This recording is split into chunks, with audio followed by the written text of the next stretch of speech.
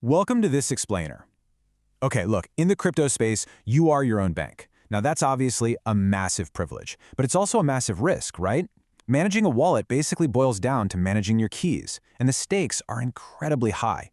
If you lose one specific key, your digital assets are just gone. Forever, no takebacks. So what actually happens if you lose your key? Well, it's a terrifying reality. Even for folks who are deeply familiar with crypto, it's surprisingly easy to conflate the two main keys or just overlook how vastly different they are in both function and architecture. But make no mistake, exposing or losing the wrong one is a one-way ticket to total, irreversible financial loss. Section 1. The Crypto Key Dilemma. Two keys that control everything. Okay, let's dive into this.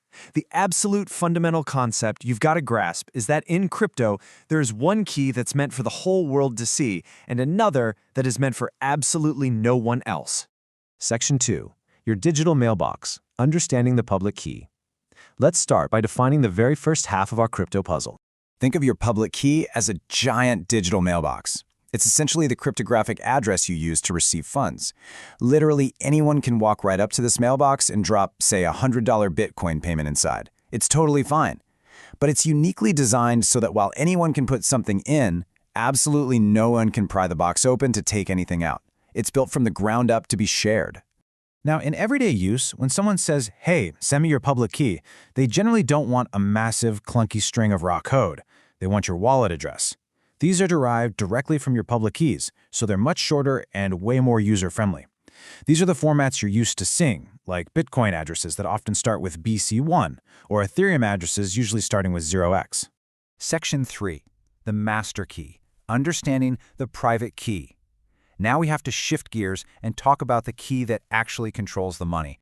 This is your master key, and it is absolutely crucial because it proves your ownership. If you've got $5,000 in Ethereum sitting in your wallet right now, your private key is the literal only mathematical proof in the universe that authorizes you to spend or move it.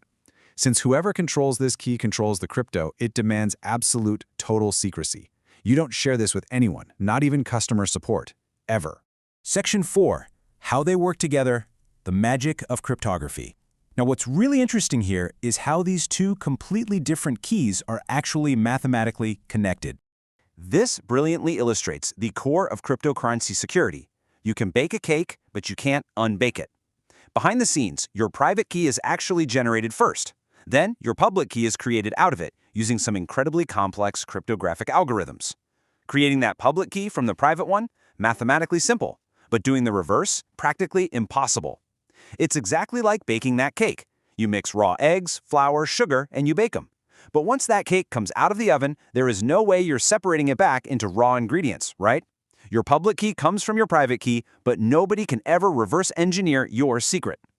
So let's look at a real, say, 0.01 Bitcoin transaction. This works like pure magic. When you send that Bitcoin, your wallet creates a transaction behind the scenes. Then your private key signs it. It acts exactly like a unique, unforgeable handwritten signature. After that, the wider network steps in and verifies that signature against your public key. The totally remarkable part here is that the network completely verifies you are the true owner, and your private key never actually leaves the safety of your wallet, not even for a second. Section 5. The worst-case scenario. What if you lose it? Let's bring the tension back up for a second. Because this brings us to the single scariest question in crypto. What happens when access is lost? There's no branch manager to call, and there is absolutely no forgot password button to save you. That is why your wallet generates a 12 or 24-word recovery phrase. And fun fact here, the mathematical combinations of these specific words are so ridiculously vast, it's akin to the number of atoms in the visible universe. So yeah, it's virtually impossible for anyone to just guess them. This human-readable backup of your private key is literally your absolute last line of defense, standing between you and total financial ruin if your phone breaks. So, the crucial point is this. Let's completely eliminate any ambiguity right now.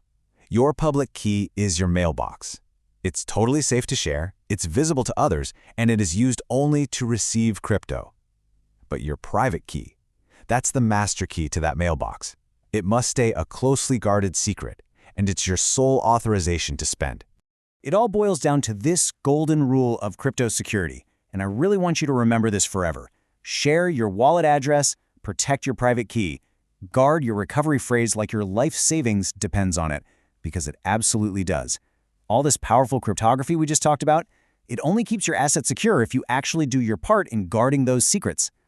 Before we wrap up this explainer, I want you to think back for a second. What's the very first crypto wallet you ever used? When you are scribbling down those words on a piece of paper, you are actually participating in a massive, revolutionary shift in financial sovereignty. Understanding this cryptography, well, it isn't just fun trivia. It is the literal foundation of owning your own assets. So I'll leave you with this. Are your keys truly safe today?